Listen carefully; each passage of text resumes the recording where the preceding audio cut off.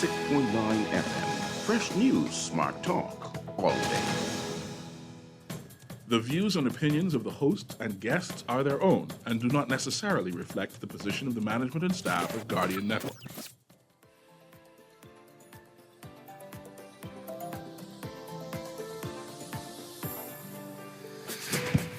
Good morning and welcome to Guardian Radio AM. Today is Thursday, October 3rd, a little after 11 o'clock in the morning. And once again, this is C.A. Newry, and I shall be your host for today. Well, we know Tuesday, the guest I had cancelled, right? But usually on Tuesday, I have Uncle Sarah, Dr. Cleveland Eneas III on, so we could talk the Coptic Church of the Black Messiah. But of course, because I cancelled him, he didn't show up, right? And I said, when he's not able to come on Tuesday, I squeeze him in to be here on Thursday. But I also supposed to have a guest on Thursday, and that person did not show up. So I say, Uncle, come.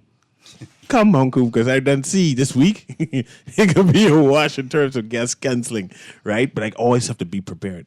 So I said, I warned Aaron, said, well, Aaron, we have two topics, right? Either we can continue our conspiracy theory conversation, but if Uncle show up, we got to go talk back about our last conversation. And guess who showed up? We ain't talking, I thought we was talking flat earth from the Coptic Church's perspective. We can squeeze that into the conversation because I want to talk about last week. And I left my book, and I might leave you leading this conversation when I run downstairs and get my notebook. Why wouldn't you send me to get your notebook as a dutiful secretary? I know about y'all hasty. Subordinate. I know about y'all hasty. Y'all just take people things. I have to go to the gas station to see if you left the book there in your car. Yeah. I can go to the gas station, but other than that, I check in on the book. I understand. But, you see, ready? See how you're hasty, tricky? Ready for help me forget what I'm talking about? Flat earth. Flat earth. We're going to know because we continue that conversation. And we're talking about this New Jerusalem, right? The concept of, is there a heaven? Right? Because Uncle Dr. Cleveland Eneas don't seem to believe in I die and I being resurrected when the trumpet sound and I get up in heaven. I was planning to cry over you all because I could be gnashing of teeth when I say, Lord, you ain't making it. But according to Uncle, look like I can make it there, So I'm a little concerned. And I want to have that dual conversation, and then I'll include the flat earth on it and conspiracy theories, right? The future of this world. Let me start off this. Start off with this. Aaron, do you believe in reptilian people? See, that's a conspiracy people. People who are snake-like and live on this earth, who our Lord, my Lord, I know two boys who are snake-like, and one is certainly a good person. Just because he will control the sun and charge us electricity, I ain't talking about that one. I don't know who you're talking about. I know. Here's what I do know, is that everybody I know has a reptilian brain. And I know has a reptilian brain. I don't know any reptile people. I talk about people, man. I talk about a different species of people. What do you mean you're talking about peoples? Yes. Not people who have DNA that they say similar to reptiles because they do science. I talk about a specific species of people reptile people. Yeah, on Earth who are parallel to who we are. Right? I'm speaking about that. See, I'm your conspiracy theory. I'm speaking about an evil, sinister, cabal type concept that is here on Earth thwarting me, people like me who trying to get to heaven, right? That they are, watch this now, watch Uncle Sarah eyes change. They are changing my Christianity, trying to replace my Christianity with their version of Christianity. They are looking at old stones and say, see, this stone mean this. And I said, but you can't even read that. That's just scotch it, right? And he said, no, it's a language. And I said, how you know it's a language? Don't worry. That is a handwriting on the wall, and we were able to interpret it. And now I'm telling you that there were 3, 4, 5 different floods. And I said, man, there's only one flood. The Jewish people then tell me that is one flood. The Jewish people then tell me I is the son of, what are people who get cursed by Noah? As the son of Ham, and that I could be a slave for the rest of life. I didn't accept that. And now people like Dr. Ennius. I thought, hold on. I thought you said people like reptile people. You didn't say nothing about him. Again, they're to him soon. I'm saying now he's coming back and say, I ain't get cursed. And I said, but the Bible, then tell me my black people like you and Not him. like me. No, I mean, like us? yeah, we got cursed. And we can be slave for the rest of our lives. And now he has an African interpretation and saying all that is just hogwash. All is that is just hogwash. And someone put us in hell and make us have an inferiority complex on how we see ourselves. And that the Bible that was handed down to us has been twisted and manipulated. That we view ourselves in a inferior way. And that the words that we thought we understand that was given to us ain't necessarily the words. Who gave it to us? People who Who told us we were inferior? yeah, them. They gave us the words that told us The one we who were said we're inferior. 3/5 human. I bet you they only gave us 3/5 of the words. You think they changed the Bible? Though the Bible says Well, they didn't change it. They can't add to it. Right, because that is like science. Energy can either be created or destroyed. They just gave us only 3/5 of it. So you two they told believe us we were there's only lost 3/5 lost that is lost books of the Bible and that there's other stories, or like how Dr. Ennis says there's sacred books that needs to come together to tell our story and then we understand the whole thing. You believe that? Like the land registry for Freeport and Mayaguana? That Secret lost books that need to come together to help us tell our story? And Like that? or how some of the land books just disappear and you can't find it. The registry gone. Yeah. And then the property gone with it. When you say it like that, I understand it. Yes. But let's welcome Dr. Cleveland Ennius III, who is a critical. Go ahead, Aaron. Critical theologist. And what does that mean, Aaron? that You've been here for a means- while. Go ahead. That means that Reverend Dr. Cleveland Ennius III, And he's Dr. Reverend. sorry, Dr. Reverend. Yeah, Reverend Doctor means something different. Okay then. What does Reverend Doctor mean? It depends on whether you have a king after it or not. I like that. Good comeback. Yeah. Yeah. He uses a practice of comparative theological interrogation to examine and explore our relationship with Christianity as Africans and as non-Africans. But people do that too via Google and YouTube now. So, but I know he went to school. He went to school for his biology degrees, and you see he talk all these biology words. And now he has a PhD in critical theology. Interesting. So all that introduction now is to get him back online as I interrogate him about this New Jerusalem, about the snake people, about aliens being on Earth. Remember you asked that on your Right. on your prayer? And then ask him to be in the water before his hands start wrinkle up like reptile. Ask him that when you're interrogating him. You think we turn back to reptile after you've been? I just saying, you say you're looking for reptile people. I know You ever reptile watch? people. You ever watch Waterworld? Yeah. You see how his hands became web or his feet became web? Yeah. All that's supposed to be his return. Welcome, Dr. Ennius. How are you doing? Sorry about all that rant. Namastu, which means I bow to the divinity within you. Am I being heard? I can hear you. Beautiful. My name is Pastor Dr. Cleveland W. Ennius III, also known as Kahun Anku Sarah. I'm the head priest of the Holy Coptic Church of the Black Messiah here in the Bahamas. And as always, it is my pleasure to be here, Guardian AM, with my brother C.A. Newry, my sister Aaron Green. The conversation that you all started the show with, it's important because in the Holy Coptic Church and around the world, there are people who are observing this month of October. Every year we observe African Holocaust Month. And African Holocaust Month is an opportunity for those of us of African descent to actually delve into the reality of our Holocaust, of our Ma'afa, as Dr. Marimba Ani would describe it. This more than just slavery, but the reality of we as a people having been disoriented, having been ripped away from our indigenous lands, ripped away from our indigenous languages, religions, etc., which puts us in the frame of mind that we're in now, whereby we wonder about conspiracy theories and try to figure out if the Bible that we're reading is actually indeed from God, or was it actually put together by men who ultimately wanted to control the fate of humanity's destiny. This year, we're going to be having 4 weeks every weekend in October. And you can go to journeyhomegroup.com, journeyhomegroup.com. It's free. You can register for free. But we're talking about an information holocaust that has taken place. And what is an information holocaust? An information holocaust is when a people move into the territory of another people and begin to destroy their religious, spiritual, social, legal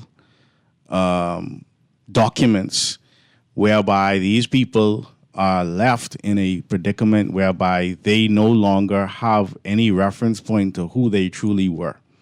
So this has happened to us as a people. Our religious texts, our legal texts, social texts, etc., burned or hidden away in private museums and private libraries.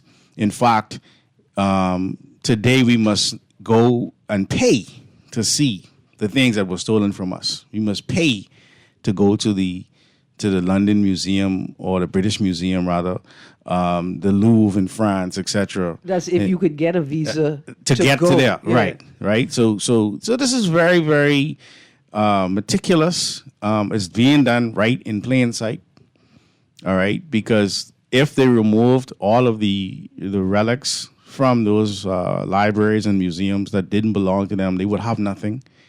If they returned it back to the people that they stole it from, we could then put them on display and actually drive the tourists to, the tunes of billions of dollars to see what we as a people actually contributed to the planet.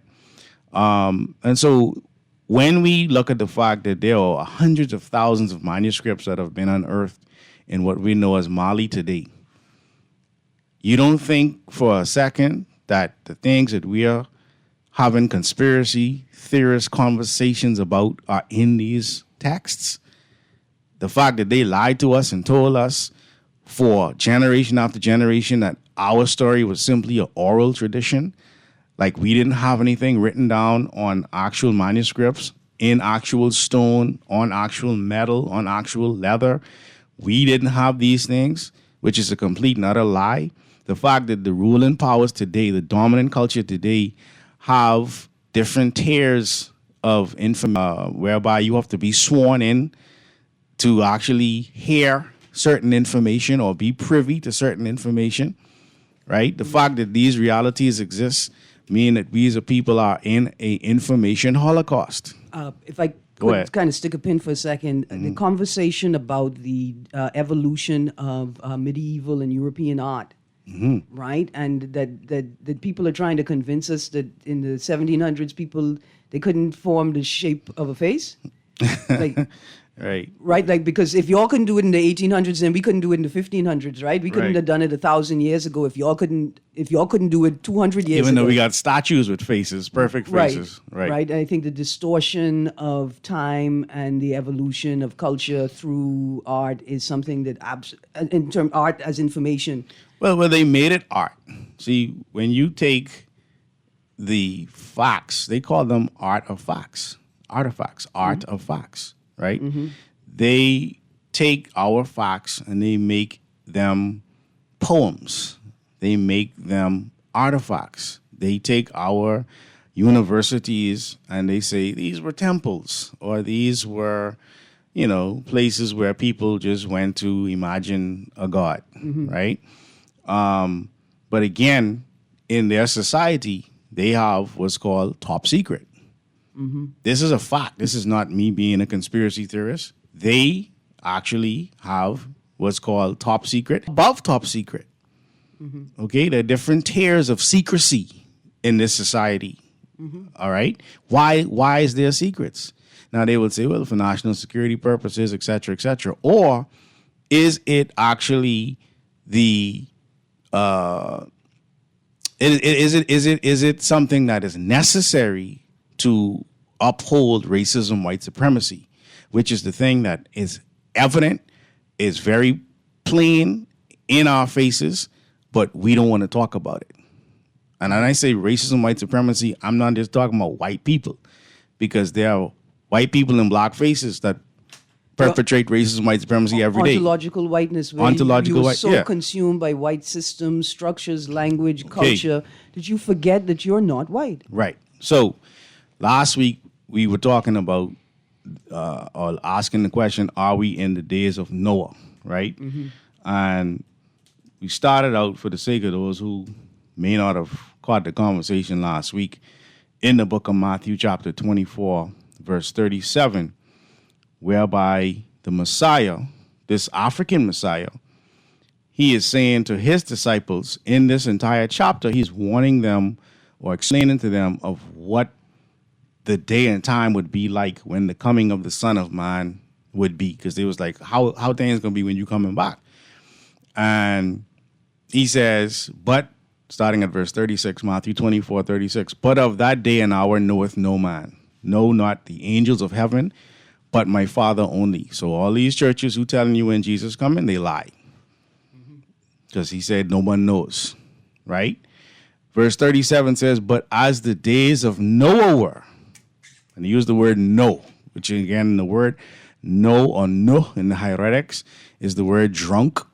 And it comes out of an ancient African or Tamaric word called nawur, which is the primordial water, the primordial light, this primordial dot. But as the days of Noah were, so shall also the coming of the Son of Man be.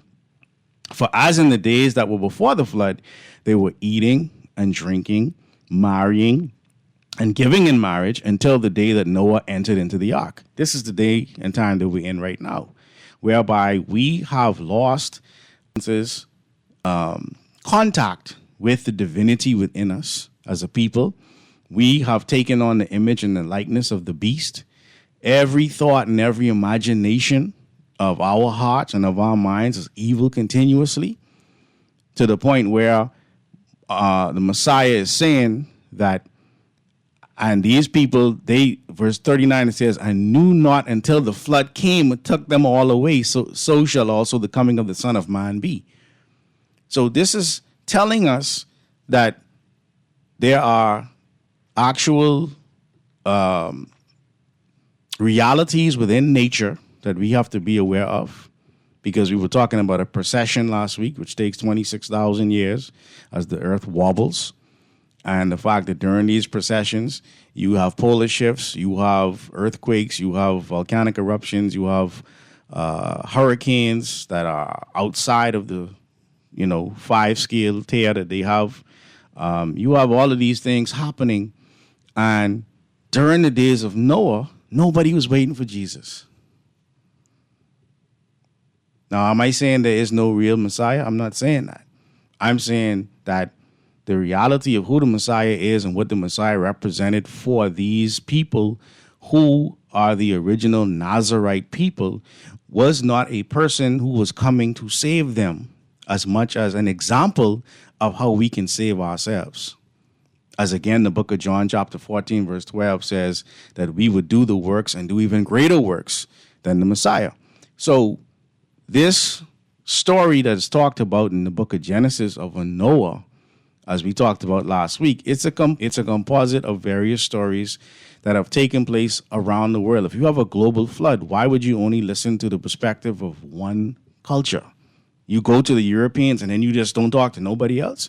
But this is supposed to be a flood that happened everywhere. So clearly there are people on the planet who also have an actual account of this flood. And if we are serious about getting down to the actual reality of what this flood was all about, it's only fair that we talk to all people of the planet. Mm-hmm. Unless, of course, you are of the belief that your God created everybody on the planet. So those people who have these stories, these myths about being alive back then, why listen to them? Because they could only be myths. Because you didn't exist. You want to exist, but my God didn't create you. So what you talking about? And there are many of us who have been convinced of that, right? Right. That don't mind them Indians and the Sikhs and these African people and these Nordic people talking all this fool and it's South of Aztec with foolishness they talking, they didn't exist. until my God created them. And if you're in that place, then Right. you can't hear anything else after that. Right, right. So we then have to look at this idea of religion critically, and in understanding that the things that are being propagated, and this goes into the information holocaust, right? When you do the research on groups of people who have interfered with information on a planetary level, you had a psychologist called Sigmund Freud and his nephew Edward Bernays, all right? And there's a group referred to as the Tavistock Institute on Human Relations, all right? And when you do research on these organizations and you understand what they had a hand in, for example, I ask my students often, what is it that makes a breakfast meal a breakfast meal? If I said, what do most people eat for breakfast? Without thinking, most people will tell you eggs, bacon, orange Cereal. juice, cereal, toast, right? But why? You know what? Why is egg something you eat for breakfast? If I say I'm going to make me some pancakes and eggs for dinner, someone would look. I mean, people are doing it now because you got fast food or restaurants that are open 24 hours. But generally speaking, people would look at you and say, well, why are you eating breakfast for dinner? Right? Not understanding what had to take place to shape our minds into forging this idea of what a breakfast meal is, what a lunch meal is, what a dinner meal is. The idea that you eat 3 times a day, all of this coming from, right? When they wanted to make smoking something that was tolerated by women, how did they do it? Marketing. Edward Bernays, Media. you understand? Sigmund Freud. These people were actually attacking psychologically in an information holocaust the minds of the globe. But I think we got to take a break now. We're going to take a quick break because remember the guest I mentioned earlier? She's on Zoom, and I want to I have rescheduled. She's going to be, we're going to interview her again for tomorrow, but I want to give her like a synopsis of what our interview is going to be about. So we're going to take a short break, come back to speak to Miss Erica Grant Wilson. She just published a great book, right? And I want the listening audience to hear that. And then after that, we'll continue our conversation with Dr. Cleveland Ineus III. And 1,007 texts. And 1,007 texts. So, Miss Wilson, if you're there, hold on. We're coming back to you via Zoom. And then we just want to hear about your new book. And then again, tomorrow, we'll go in detail about the book again. But this Guardian Radio AM with C.A. Newry. And we'll be right back with Dr. Cleveland Ineus and also Miss Wilson. We'll be right back.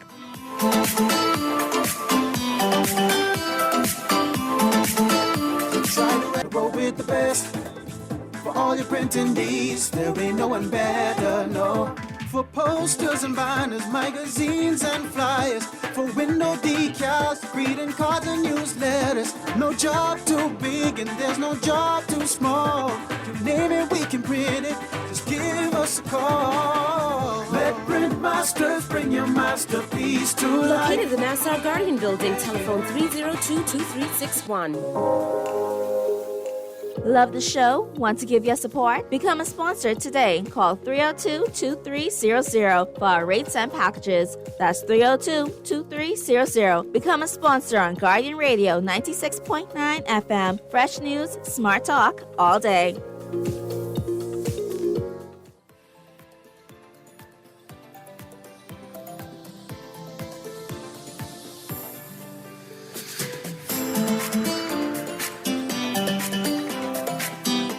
And welcome back to Guardian Radio AM. This is C.A. Newry. And of course, I have Miss Erica Grant Wilson, who's joining me via Zoom. And make sure that she's connected. Miss Wilson, are you there? Hello, yes I am. Yes, How are you? I'm good. No, I'm excited to hear you. And thanks very much for your patience with us. You have a dynamic book that you published, right? And it goes in detail about your experience with your brother. And you have published a kid's book, I think. Yes. Yes, and I want you to go in detail about that. And of course, we go in detail interview tomorrow. But I want to give a synopsis of what this book is, where is it available, and so on. Okay. And formally introduce yourself, by the way, because you live abroad. I just want my listening audience that you're a Bahamian who lives in the United States. Go ahead. Yes. So I was born and raised in the Bahamas, Nassau, Bahamas, lived in Coral Harbor, all of that. Then I went off to school in the States to study architecture and interior design. So my children's book, as you mentioned earlier, does talk about a little bit about kids that deal with autism, dyslexia, ADHD, and any other condition. So my book really focuses on the importance of words and how every word counts. I'm gonna just go into an example really quick. So for example, I know when I was younger, my dad used to tell me, sticks and stones may break your bones, but words can never hurt you. And we all know that old saying, right? I'm pretty sure we use it all the time. But I also know that we all remember the day when we realized that that saying wasn't really true. Like when somebody told you that you wasn't smart or you wasn't good enough or pretty enough, how those words hurt. So I actually was having a conversation with one of my sorority sisters a long time ago, and we were reflecting upon like our younger selves. And I realized that it wasn't just me, those issues with not being good enough or hearing these negativities in my life. So to make a long story short, since I only have a few minutes, when I was growing up, I had an adult in my life that was supposed to mold me and make me into the person that I knew that that I was going to be when I was older. I will definitely say that yes, I did struggle with spelling and a lot of other issues when I was a kid. But this adult in my life definitely didn't help. They kind of added more of that negativity of you're not smart, you're not good, you're not enough, period. And when I was doing a lot of research as an adult currently, I realized that a lot of times we, as adults, we play tracks in our mind. And kind of like when you go to a museum and you would go and you click the track and it would play. If you go to that same museum over and over and over again, you probably wouldn't need to listen to the track because you already know what it's about to say. So the track that was playing in my mind was the track of that adult. It was, you're not smart, you're not good, you can't spell, you're kind of influenced negatively when I grew up. So in summary, that's really what my book is about. My book is just saying that you are enough. You are smart. You are capable. You can do whatever you set your mind to. And who is your target audience for this book? So my target audience is kids ages 4 to 8, but also adults. I've had some adults that have read my children's book and they've had an emotional reaction to it, saying that this is what they needed to hear today in that moment. So I feel like it's honestly for everybody. It's for anybody who has ever felt like they can't do anything, specifically for kids with dyslexia, autism, ADHD, because let's be honest, it's too often that those kids are told that they can't do those things, but in reality that they are beyond capable. And I want to preference this also by saying that my book is not only for those kids and those adults, but it's also to the naysayers, to let them know that we're putting them on notice, because our kids and everybody else, they're capable of being and doing whatever they want. You live in the United States at this present time. Where can Bahamians, and especially parents who have children with challenges and want to be inspired, how can they get access to this book? So my book is actually available on Amazon, and I will be in the Bahamas tomorrow and we'll be selling it there. So you can contact me on my social media or on my webpage, which is littlewordsoffirm.com. Okay. And what time will you be in the Bahamas, in Nassau tomorrow? I think I land around 2. Yeah. Okay. So land around 2. And of course, you'll be calling me long in detail. What's the name of your book again? My book is called Who Says? Who Says? Who Says by Erica Grant Wilson. Yes. And who says I can't do this? And you show them different. Okay, good. So tomorrow we'll continue this interview. I'll inbox you and go into detail because I want to know the journey. I want to know the journey of why you decided to write this book, and again, to how we going to inspire the target audience that you so desire. Thank you, and I really appreciate this. No. Good. I need to make sure because I see my elder child has issues or had issues with spelling, and I can understand the peer pressure and feeling not confidence in yourself. And the idea of there's a book that can help her and other children and adults, because I suffer from dyslexia myself, right? And having the confidence to speak out and confidence to push the agenda to say, hey, I can still read this, even though I have issues with reading. We do need more access to information with how to deal with that. Yeah, and it's not the fact that, I think it's just how we talk about things, right? I know y'all was just talking about the Bible. Like the Bible says, life and death, it lies in the power of the tongue. So what we say is eventually what's going to happen, right? So if we say that we can't, we won't, we'll never. If our teachers, parents, guardians tell us that we will never do it, then we won't. Okay, definitely. So we have to change our perspective and how we look at things. So we'll definitely continue this conversation tomorrow. And thank you very much, Erica. Thank you. Have a great day. Yes. That was Miss Erica Grant Wilson, and she has just published a new book called Who Says? Right? Dealing with overcoming obstacles and challenging the idea that people say, no, you can't do it. So I'm kind of excited about that book, especially people like me who have learning disabilities and trying to overcome such and challenging the status quo, right? So I'm very excited about that. But let's continue. Go ahead. Just quickly before we go back into the show, 2 quick points I want to make. Newry, at some point we have to talk about something. Netanyahu told the Secretary General of the UN he can't come to Israel no more. Well, he told them don't come. It's a story in today's Guardian. UN calls Israel's ban on its top leader a political statement in long-running rift. I just wanted to make that note. There's also a text that asked if we were going to reference that and tell the text that we're not going to talk about it, but I will reference it. Netanyahu carrying on bad. Also, another quick note, since we have a whole bunch of Hannah people in the room and we had a whole bunch of people earlier, on a more somber note, a death notice has been published for Mr. Stanford Darrington Hannah, 81. Definitely an HHT family stalwart. Condolences. Absolutely.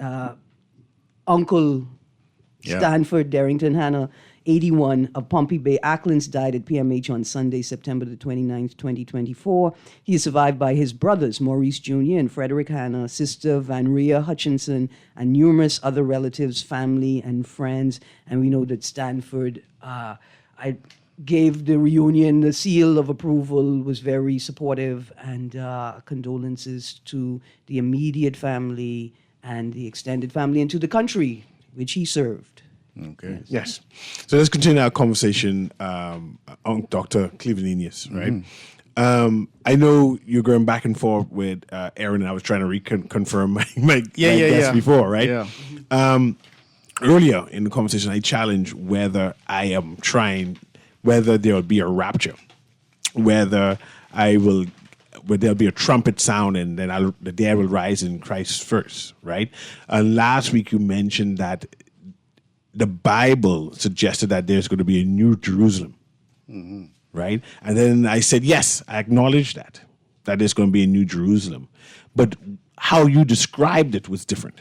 And I want you to reiterate that description for me so I can respond to that again. Right. So, in Revelation 21, it makes reference to this New Jerusalem, and it makes reference to the fact that New Jerusalem, it actually has dimensions, and it has not one door, but 12 doors. And each of these doors is a door for one of the 12 tribes, right? It also has... they say there's a wall. This is Revelation 21, verse 14. The wall of the city had 12 foundations, and in them the names of the 12 apostles of the Lamb. And he that talked with me had a golden reed to measure the city and the gates thereof and the wall thereof. So this city could be measured. This city had dimensions. this city had various stones, jasper. It talked about pure gold. They said like unto clear glass. So this gold was not just the gold that we would normally see as a golden color. It was clear, which means it was being used as a superconductor, which is a whole nother show, right? The foundations of the world were garnished with all manner of precious stones. So this is talking about a planet-sized, they would say, ship that the Sumerians reference as Nubiru, the ancient Africans of the Tamarians reference as Ray's Manjet. And so, that is what we discussed last week. I don't know what you wanted to touch on based on that. No, I wanted to find out that is heaven, the New Jerusalem, a physical place. It is a physical place. So am I leaving here to go in the sky to that physical place? No, it's not saying that you're going to leave and go up to the sky. It's saying that this planet-sized ship has been coming into the solar system for billions of years. And it is at the points where it actually comes into this area of the solar system, we have these natural phenomena. You have planetary alignments that coincide with it. You have storms and volcanic eruptions, because this ship or planet is about the size of Jupiter or bigger, and it can interfere with the actual magnetosphere of the planet, which causes turbulent behavior on the planet. So when you look at the Sumerian records, when you look at the ancient Tamaric records, or the original books of the Bible as we refer to it, you will understand why in this day and time, those of us who have guidance and who have an understanding of where we are in the days of Noah, understand that these things are happening for a reason, and that what ultimately happens is we must build a heaven on earth whereby we can have a community that has sex in season, that then births the children that are the angels that are going to assist us with healing the planet. So these angels are not going to fall out of the sky. The sky that they're talking about is the womb of the woman. And these children... Because when a woman is given birth, she's in between two realms. That's correct. That's something we talk. That's we right. talk She that got one foot in the grave. Like chicken in the bag. Yeah. Correct. You understand? So the African theology is much more plausible than what the Greco-Romans brought forth, which was mythology in our eyes. It was their religion, and I'm not telling them that it's not their religion, but in our eyes, we're like, that doesn't work for us. Because we know where you got it from. Right. We know where you got it from, and we know what we have proof of. Right. And as a part of the rationale for the conversation that I had partially today, partially yesterday about conspiracy theories, right? Mm-hmm. Like, I'm far less concerned about you thinking the world is flat and far more interested in determining why thousands of people agree with you. Right? Like, right. What is? I want to know what's the source. Where did you hear this? Why do you believe it so much? Yeah. I'm not interested in whether you're crazy or not. I want to know why you believe it. Right. Yeah. And see, my thing is, the way we critically look at the whole situation is, we understand that things happen in a secular pattern. So the last time the dominant culture decided that the world was flat, right after that, you had an age of discovery, and right after that, you had slavery. Mm-hmm. So if we're following this timeline, we better. Who cares if the world is flat? The slavery part is what I'm not interested in that. Repeating that. I ain't want to do that no more. You understand? And if we as a people don't recognize that we are in an information holocaust, see the young lady who you're going to interview tomorrow, her book is a microcosm of what has happened to the indigenous people of the planet, especially African people now, for generation after generation. We have been stereotyped. We have been lied to. We've been told that we are something that we're not. We've been given the doctrines and the culturalist culture of other people. And after it doesn't work for us, we are looked at as if something is wrong with us. Right. That's why I say I'm interested in why you believe, because maybe you misinterpreted that which we know. Right. And that's why you believe what you believe. But the reason why this conversation can continue to happen in this way is because of the information holocaust. The fact that we don't have scientific discussion. If you don't understand how an actual water droplet is formed or a bubble is formed, then you're going to understand why a planet is formed the way it is formed. Next thing you tell me you don't believe that there's a big doom over the earth. But anyway, let's go to the caller. You believe in the doom, right, Aaron? I think in Las Vegas somewhere they may have something like that. Aaron's staring at me. She doesn't believe in the doom. I'm looking at a dome right now. Go ahead. Go ahead, caller. Can you hear us? Good morning, Mr. Newry. Again, Ms. Creator. Yes. Good morning. I'm laughing at getting up but laughing at Uncle just now when he's talking about water droplet. You know what I mean? That's amazing. Because I know what his implication is, you see. I mean, that's just crazy. But, Ms. Green, when you were saying maybe the individuals who have an alternative view of what they've been taught, you say maybe they misunderstand something, or maybe they didn't interpret something correctly, or maybe everybody else has been lied to. You know what I mean? Don't forget now, this is supposed to be the age of enlightenment. All right, this is supposed to be the age of revelation of truth, when a lot of lies will be put to death.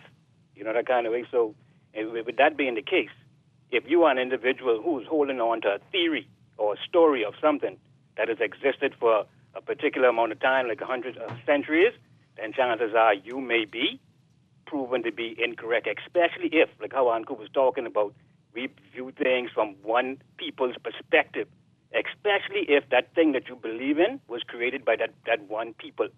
All right? Now, certain things were started by the Europeans. Gravity, nobody was talking about gravity until that apple so-called dropped on the man head. I mean, and that story is so ridiculous. We need to get into that some more.